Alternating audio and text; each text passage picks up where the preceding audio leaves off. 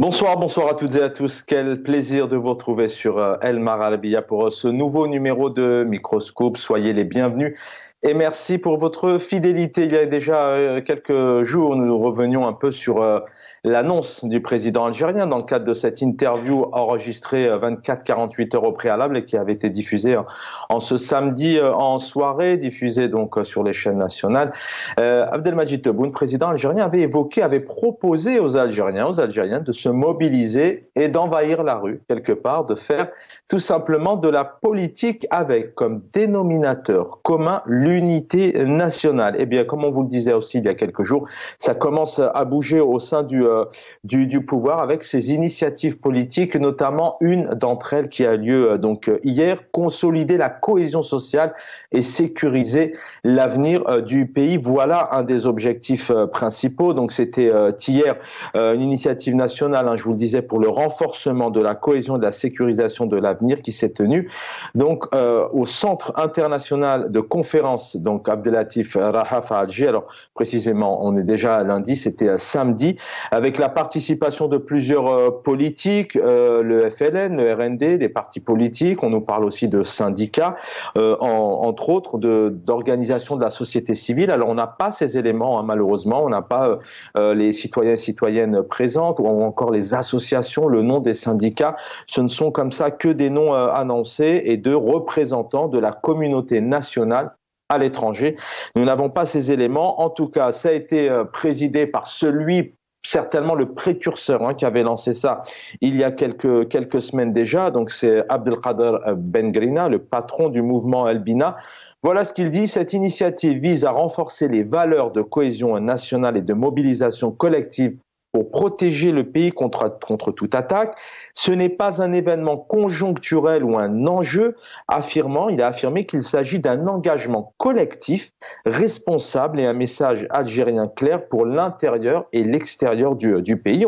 On va donc essayer de comprendre en quelques instants en quoi cette initiative politique donc interviendrait notamment sur l'extérieur. On essaiera de voir aussi si vraiment l'Algérie est réellement aussi en danger. Il a souligné aussi le fait que le président Tebboune adhère à toutes les initiatives nationales visant la consolidation du front interne, l'unité nationale. Le front interne, c'est quelque chose qui revient énormément, visant donc la consolidation du front interne et le resserrement des rangs au niveau national. Voilà à quoi adhère donc le président Tebboune. Et il met aussi l'accent sur l'importance de transformer l'intérêt du président de la République en un espace de dialogue national regroupant toutes les forces nationales sur les enjeux et les défis politiques. Alors on va essayer de comprendre bien évidemment en quoi consiste cette journée. Est-ce que ça nous rappelle peut-être un goût, une saveur de cette grande journée de la Coupole en 2019 où en fin de meeting, les militants pro-Bouteflika avaient apporté un cadre avec la photo de l'ancien chef d'État pour annoncer aux Algériens son 5e mandat. À quoi rime donc, en quoi consiste réellement cette mobilisation? Et à l'inverse, encore hier, vous l'avez vu, énormément de militants, malheureusement, ont été arrêtés puisqu'ils souhaitaient participer à la commémoration de ce 20 août 55, le congrès de la Soumam. Encore dernièrement, plusieurs militants ont été arrêtés parce qu'ils souhaitaient faire de la politique. Avec nous pour en parler, Kamel Mortefi. Bonsoir Kamel Mortefi, militant politique, longtemps au RCD, vous êtes au Canada, bienvenue. Merci Zulflaoum, bonsoir tout le monde. Merci pour l'invitation et bonsoir à tous vos auditeurs et aux invités de l'émission. Merci.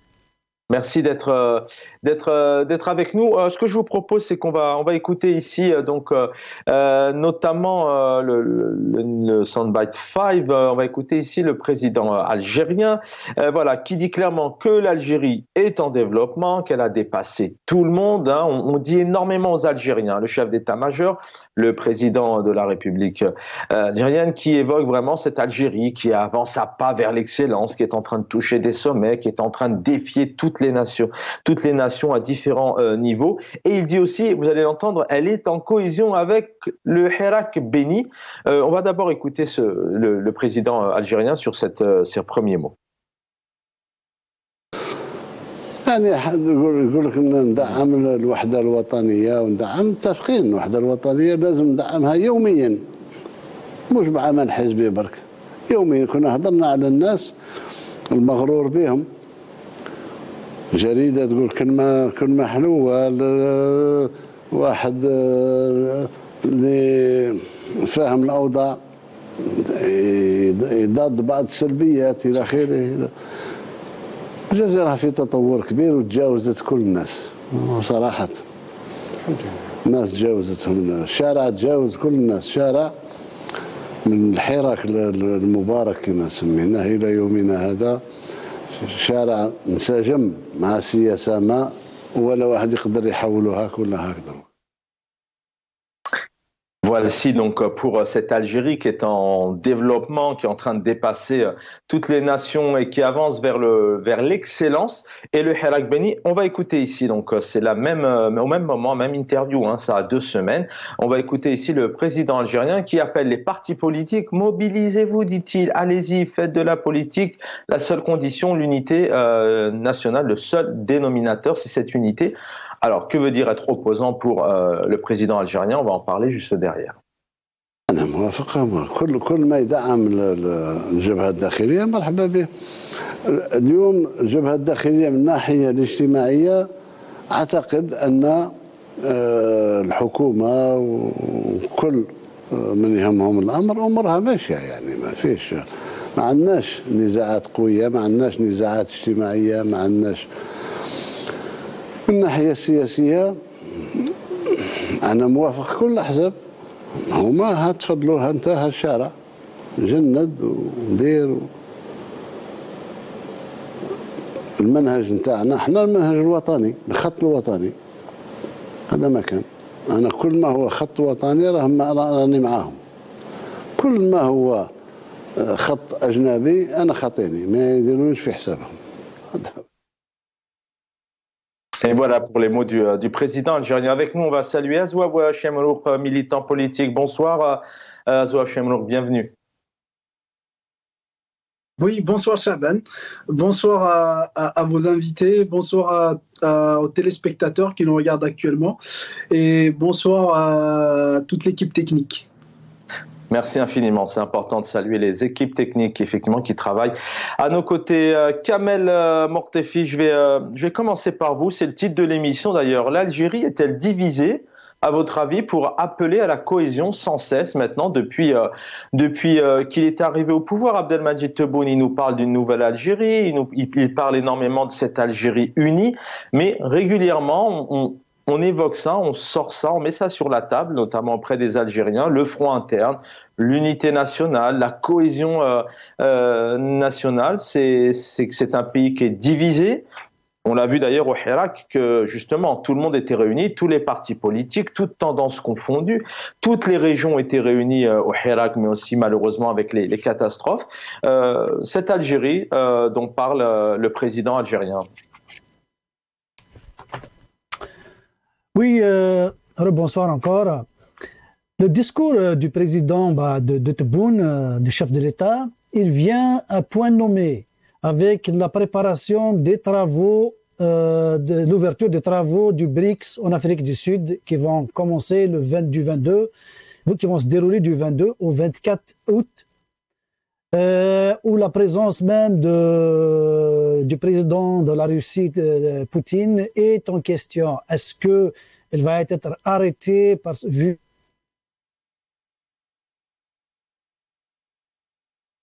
alors on va international qui a lancé un mandat d'arrêt international. Donc, actuellement, il multiplie les sorties en activant ses clientèles avec le mouvement Le Bénin et son initiative pour donner une image d'un pouvoir, d'un régime fort qui maîtrise la situation à l'interne du pays, pour rassurer ses partenaires extérieurs à lui donner le crédit pour qu'il soit membre du BRICS, dont il fait le leitmotiv, dont il fait l'objectif essentiel pour le moment, pour dire aux Algériens que voilà, nous avons été acceptés au BRICS pour sauver l'Algérie. Or que c'est un mensonge, le BRICS ne sera pas une solution pour l'Algérie, du moins à court terme, parce que l'Algérien ne cherche pas une solution dans 20 ans, dans 30 ans, il cherche une solution immédiate à la crise politique algérienne. Il parle du front interne intérieur au pays, il parle du front autour du système, mais pas pour sauver l'Algérie. Parce que s'il veut sauver l'Algérie, c'est pas de cette manière qu'on organise un front interne. Le front interne s'organise avec les compétences, le front interne s'organise avec toutes les énergies dont dispose le pays et la nation. Le front interne ne s'organise pas par voie de répression, par voie d'incarcération de gens avec des dossiers vides. Le front interne s'organise dans la transparence, dans la confiance. Parce que pour organiser un front, il faut d'abord de la confiance. Tant que le pouvoir n'arrive pas, je ne parle pas du régime ni du système, je parle de pouvoir, le pouvoir qui contrôle les institutions de l'État. Tant qu'il n'est pas capable de capter la confiance du citoyen algérien à participer à une dynamique de relance économique, à une dynamique de construction nationale, ce pouvoir va toujours échouer parce que il y a une arrière-pensée politicienne qui vise toujours à manipuler ce peuple, le peuple qui est toujours considéré comme immature politiquement, incapable de s'impliquer dans la gestion des affaires de l'État, et chose que ce peuple a démontée durant les marches engagées après le 22 février 2019. Le peuple algérien a démontré que c'est un peuple capable, c'est un peuple généreux, c'est un peuple compétent et soucieux de l'intérêt national. Rappelez-vous des slogans, rappelez-vous de toutes les pancartes qu'il avait portées lors des marches, où moi je peux témoigner, j'ai rencontré pas mal de politologues ici au Canada, j'ai rencontré pas mal de journalistes de grande renommée internationale qui m'ont dit « Nous avons découvert que le peuple algérien n'est pas celui que présentent les médias officiels, n'est pas celui... »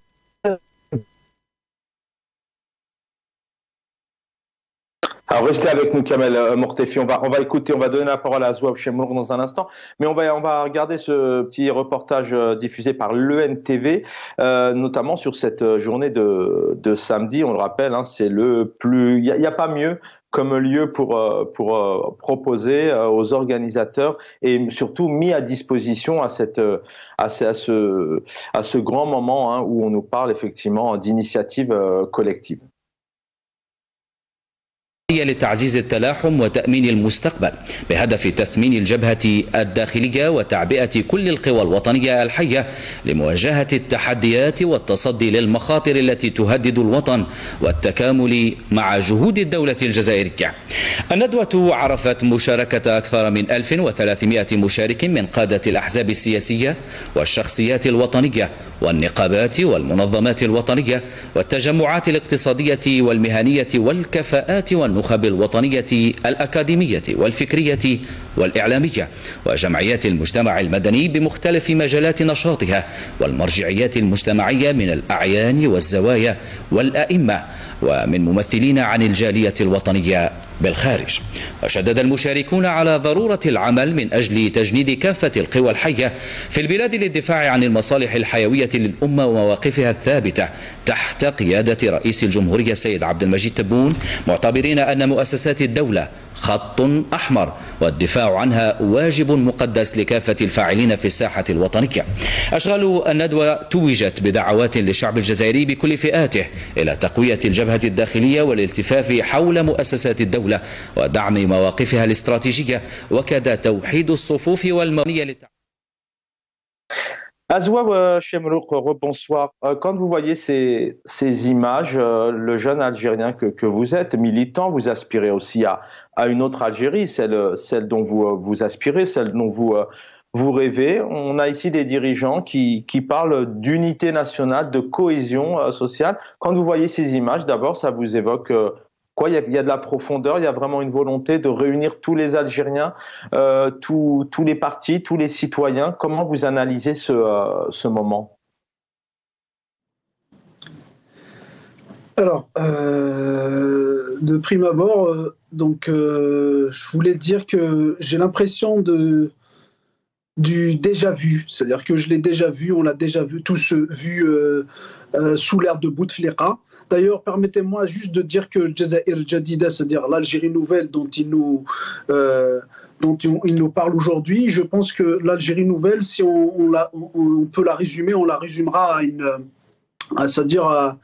à des lieutenants sous l'ère de Bouteflika qui sont devenus capitaines aujourd'hui, à commencer par le président, Monsieur Tebboune, qui était un lieutenant sous l'ère de Bouteflika, est devenu aujourd'hui capitaine.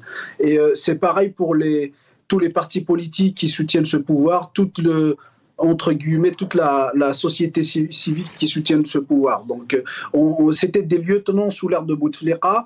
Donc, leurs capitaines, soit ils sont en prison, soit ils sont évincés. Donc, il y en a. Et aujourd'hui, ce qu'on voit aujourd'hui, ce sont ceux qui ont remplacé leur capitaine à l'époque de Bouteflika. Donc, pour moi, j'ai l'impression du déjà-vu. Et je l'avais déjà dit, comme quoi.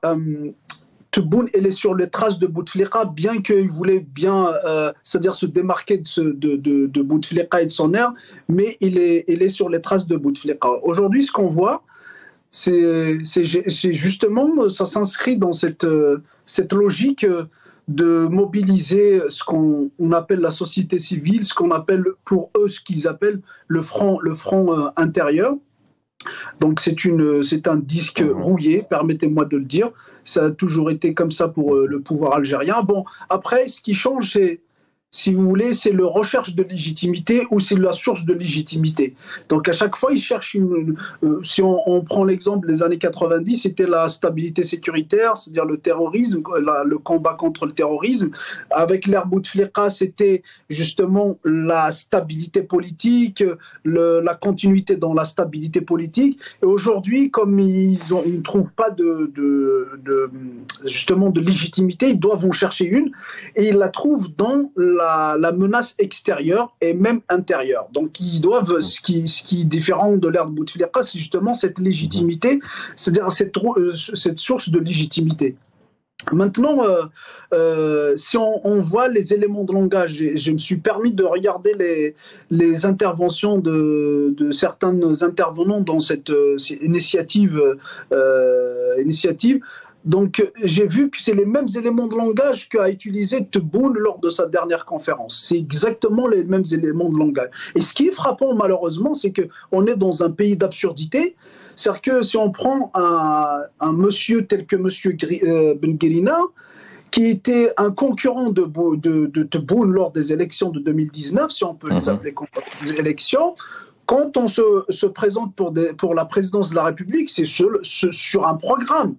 Et si Ben Guérina était concurrent de Tebboune, donc il devait y avoir deux programmes différents. Alors que hier ou lors des interventions des intervenants, on a vu des mêmes éléments de langage sur le plan politique, sur le plan sécuritaire, sur le plan économique, sur le plan social.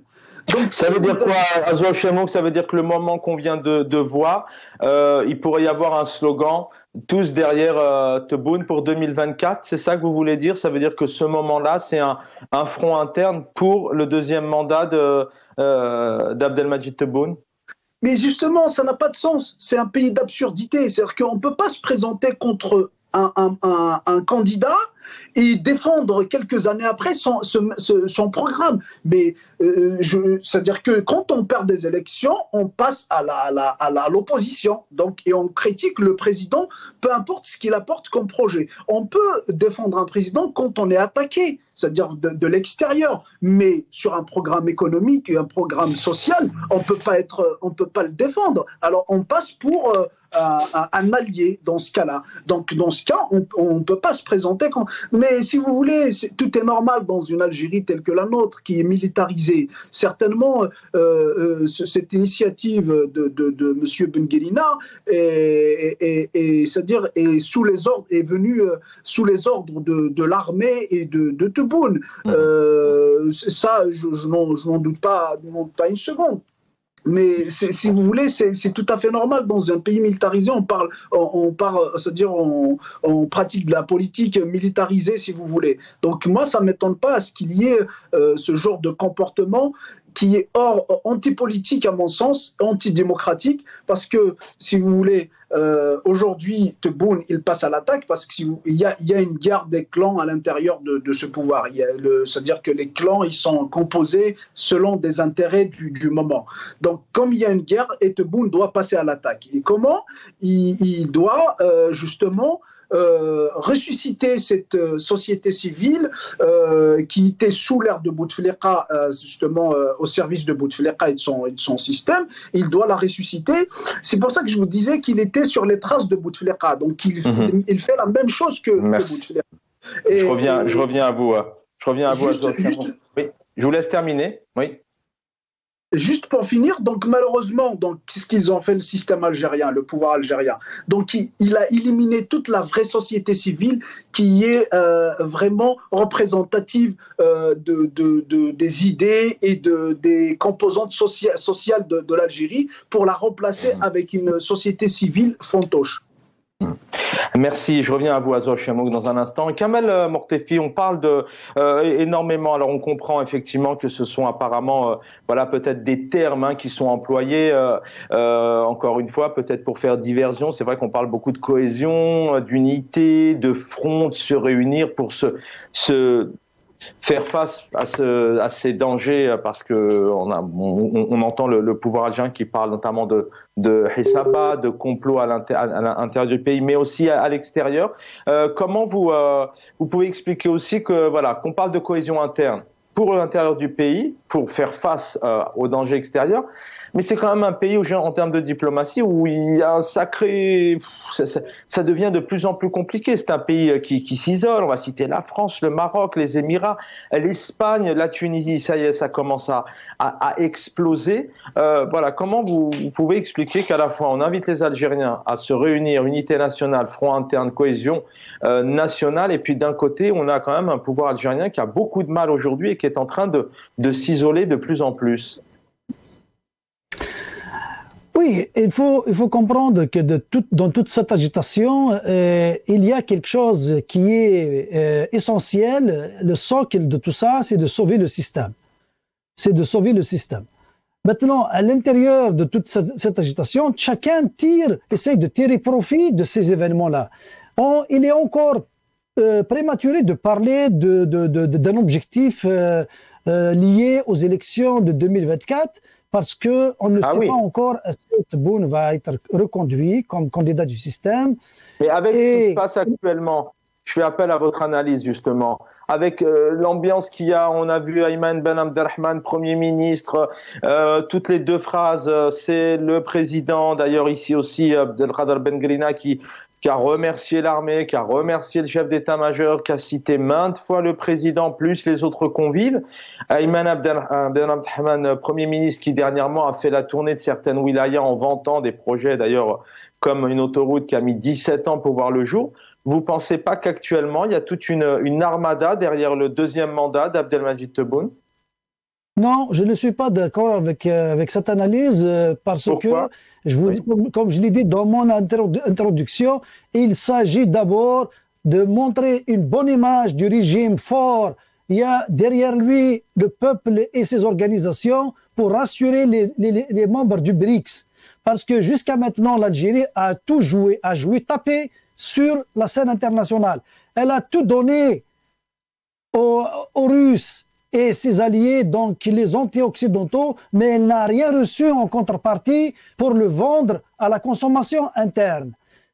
Qu'est-ce qu'elle doit vendre à la consommation interne? C'est son adhésion aux BRICS. Et ils font de cette adhésion un principe pour justement redorer leur blason sur la place, à l'intérieur du pays, pour rassurer le peuple, pour leur dire voilà, on vous dit que nous sommes forts, nous sommes acceptés à l'extérieur, nous sommes un pouvoir fort, nous sommes une nation. Ils vont commencer à créer toute une histoire autour de cela. Tant que l'Algérie n'a pas été acceptée comme membre du BRICS, elle va toujours traîner sa patte, elle va toujours chercher à justifier, à faire la danse du ventre pour qu'elle soit acceptée.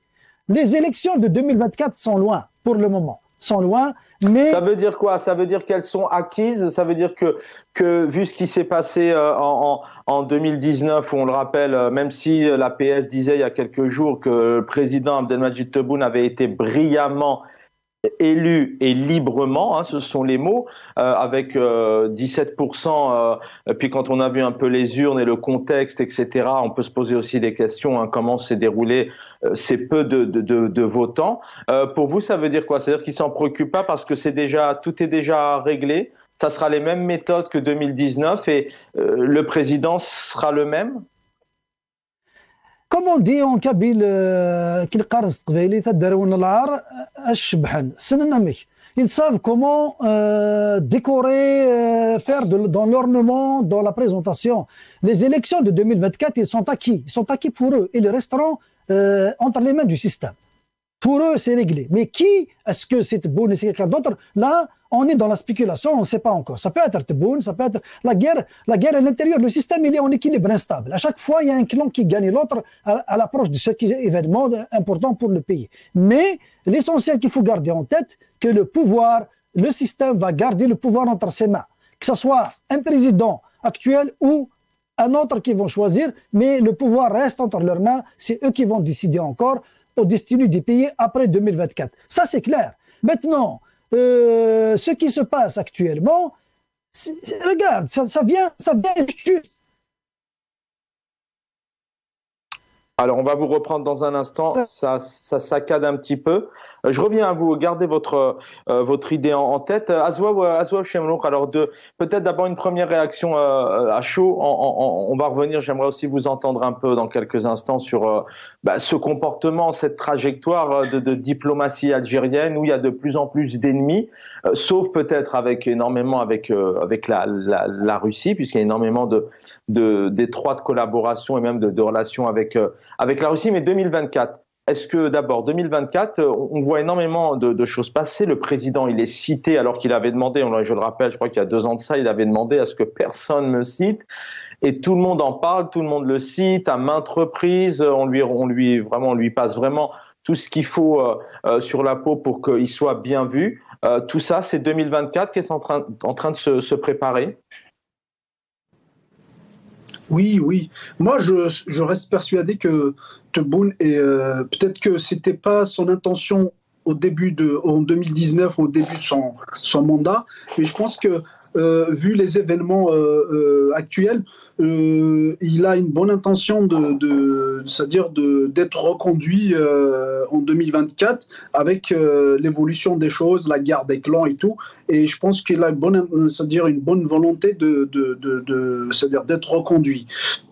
Moi je suis pas d'accord à ce que disait votre invité Kamel par rapport c'est-à-dire justement à la perspective de 2024. Moi je crois que ce qui s'est passé, l'initiative de ces partis, de cette société civile entre guillemets, et s'inscrit dans cette optique de 2024 et de se tenir à Abdelmajid Tebboune, parce qu'Abdelmajid Tebboune, si vous voulez, je crois que il doit vraiment passer à l'attaque. C'est-à-dire que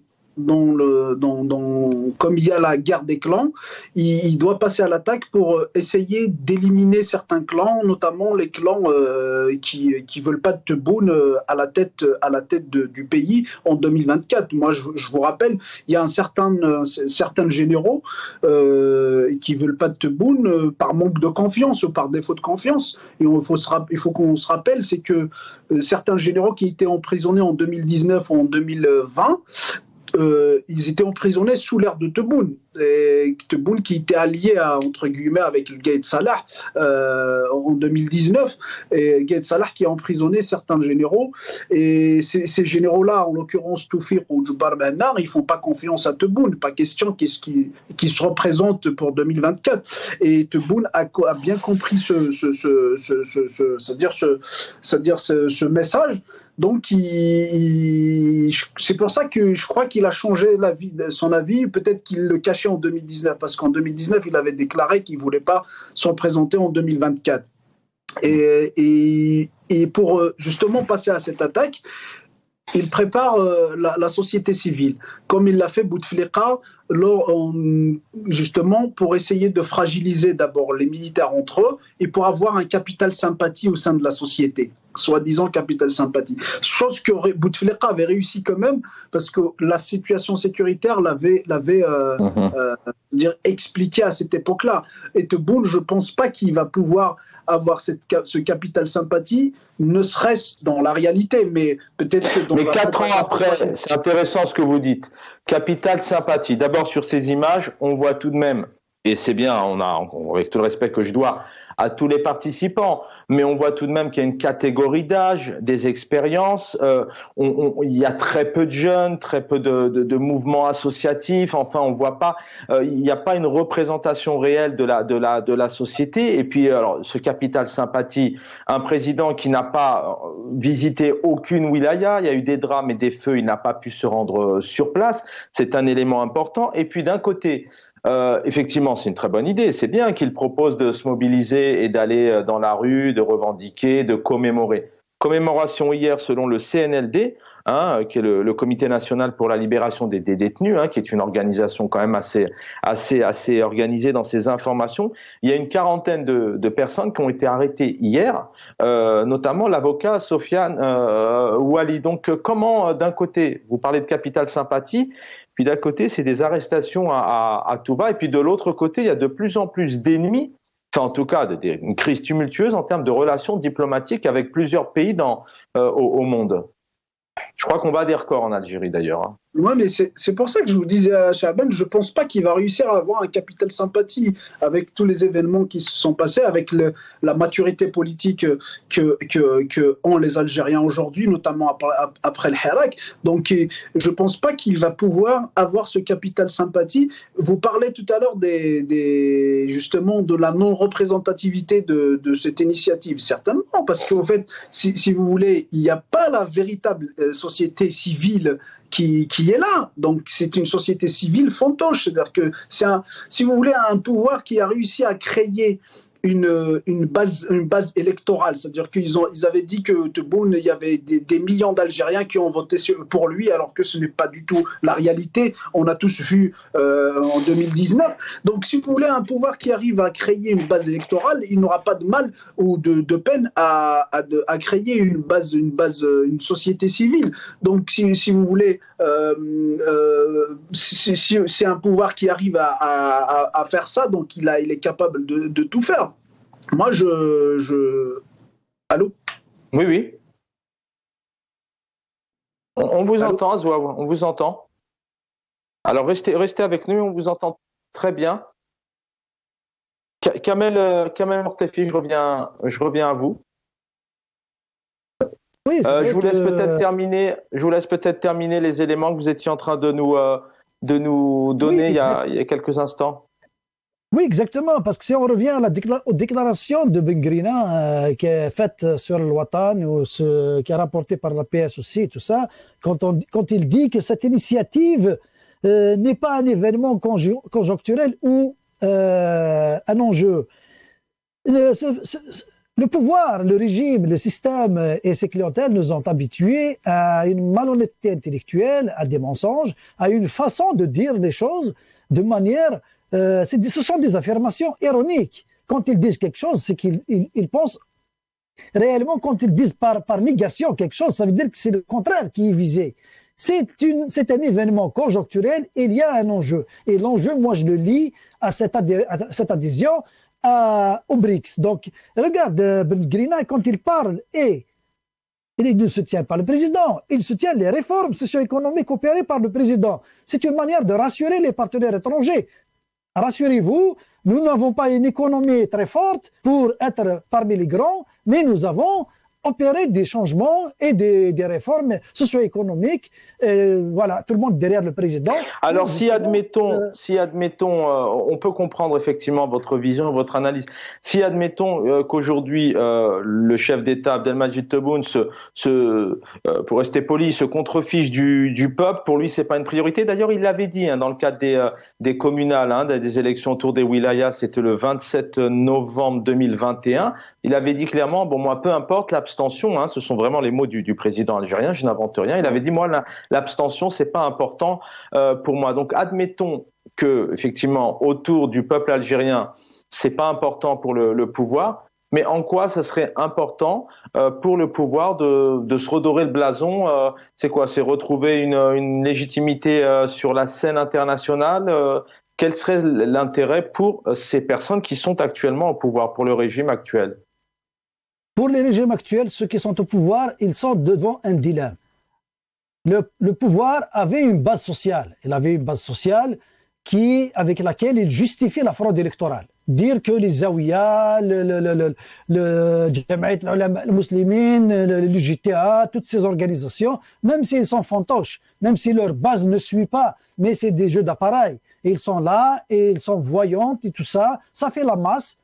Mais quand ils fraudent, ils se donnent des chiffres faramineux dans les PV après les élections. Ça crée une certaine corrélation avec ce qu'ils avancent comme soutien en termes d'organisation, en termes de mouvement de masse, et ça reflète à peu près ce qui sort des urnes. Mais actuellement, ils ne peuvent pas justifier une fraude électorale en 2024 au profit de n'importe quel candidat du système, avec des taux de participation de 60% à 70%, même à 50%, ils ne pourront pas le justifier, avec l'absence d'une base sociale, l'absence d'organisation. Donc, ils sont en train de se créer cette image d'organisation autour du système, autour du pouvoir, pour préparer l'opinion à l'arrivée des élections 2024, quand ils vont annoncer des chiffres de 55 à 59 à...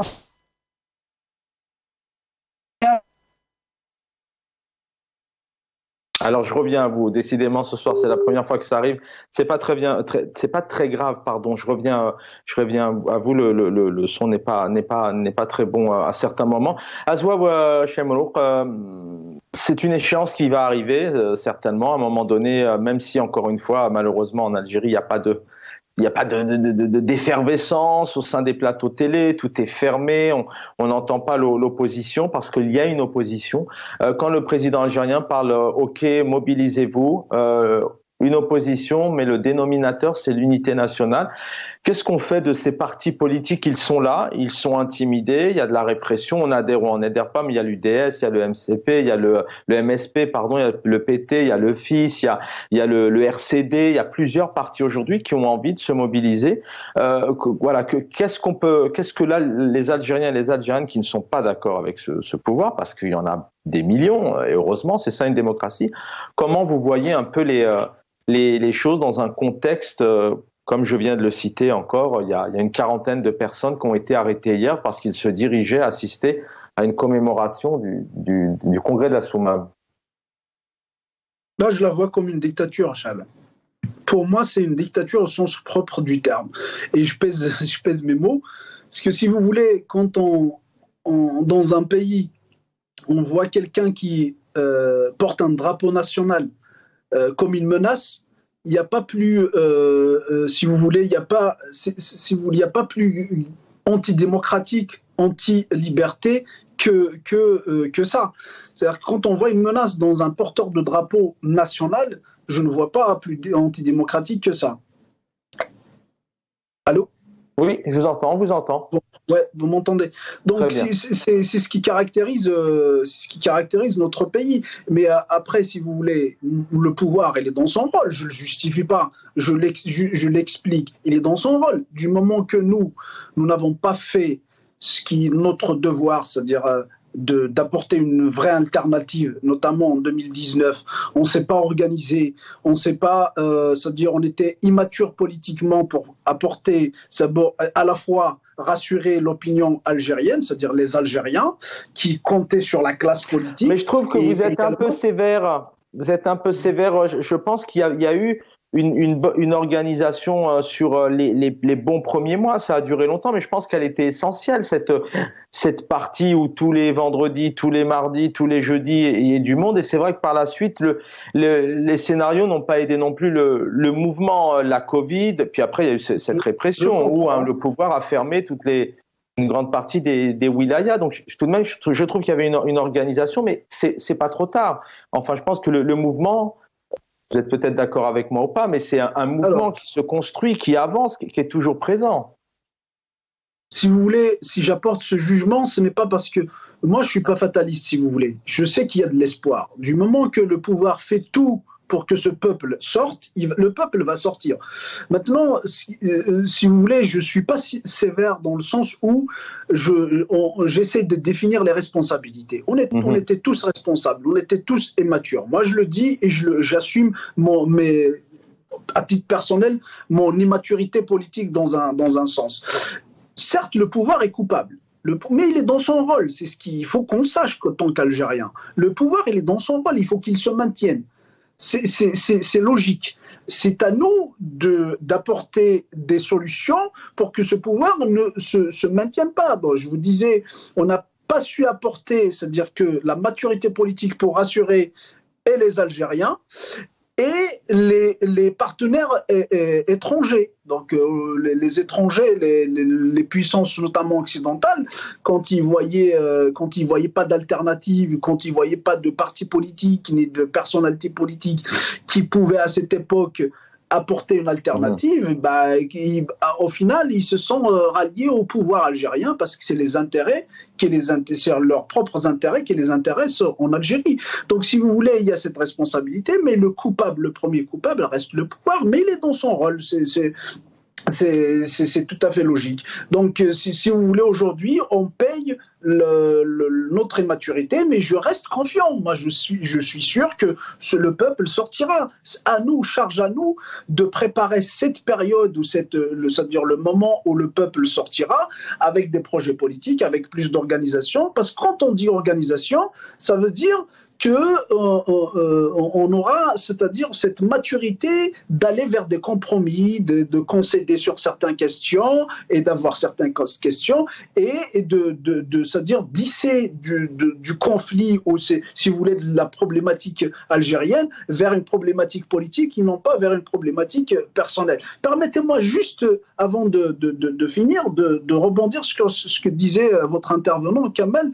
Moi, je ne suis pas sûr que le BRICS, cette initiative de Ben Guelina rentre dans cette optique du BRICS parce que si vous voulez intégrer le BRICS, déjà il faut des critères et l'Algérie est loin de ces critères, bon, pour l'instant, mais c'est un processus également. C'est un processus pour intégrer une organisation économique telle que le BRICS. C'est pas un processus de quelques mois, mais je pense que ça va prendre quelques années.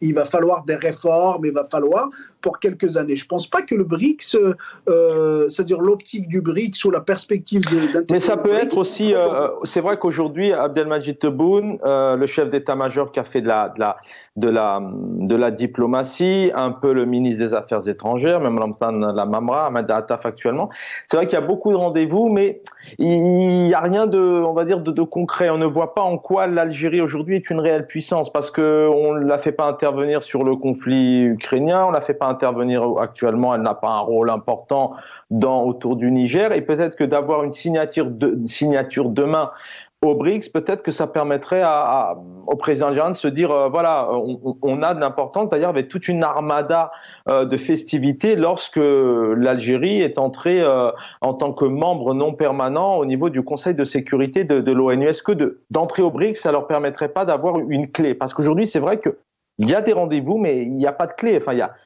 il n'y a rien à toucher concrètement. Alors, honnêtement, pour vous dire qu'est-ce que c'est une bonne chose d'intégrer le BRICS ou que ça apporterait quelque chose à l'Algérie, je reste modeste et je pourrais pas vous dire plus. Mais je sais qu'une chose, c'est que pour intégrer le BRICS, il faut des critères. Il faut un temps. Et on n'est pas dans le temps. Je pense. Moi, que je ça parlais va pour gagner en légitimité surtout, hein, pas en termes d'intérêt, de développement.